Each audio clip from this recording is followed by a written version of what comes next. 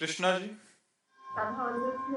राधे राधे महाराज जी। महाराज जी, साधु संतों से सुना है कि जन्म जन्म साधना के बाद भी भगवान को पाना बहुत कठिन है, किंतु मैंने आपकी वाणी से सुना है कि नहीं, गुरु ऐसी आज्ञा पे चलने ऐसी ऐसी बात नहीं है। आपकी चाल कैसी है?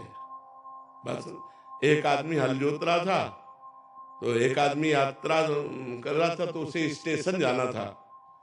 तो स्टेशन वहां से 15 किलोमीटर दूर होगा। पूछा, भाई स्टेशन कितनी दूर है? 15 किलोमीटर दूर है।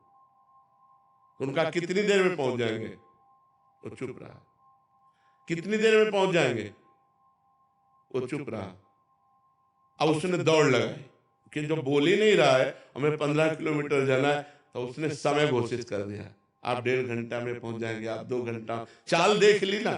बोले अब क्यों बोला? बोले तुम्हारी चाल देख ली। तो यदि तुम्हारी चाल है जन्म जन्मांतर वाली, तो भगवान जन्म जन्मांतर में मिलेंगे।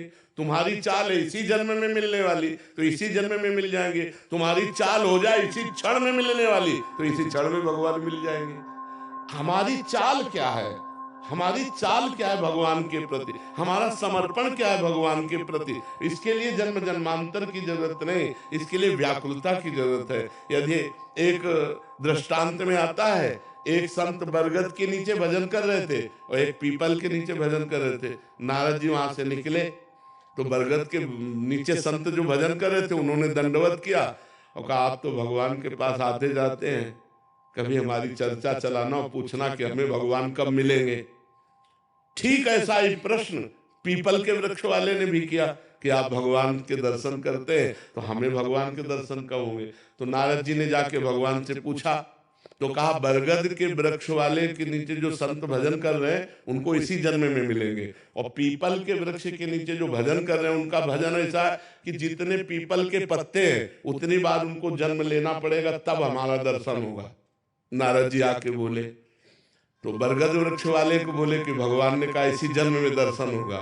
वो बड़े आनंदित हो गए। अब वो ये सुनने के लिए आए कि पीपल के वृक्ष वाले के संत को क्या कहते।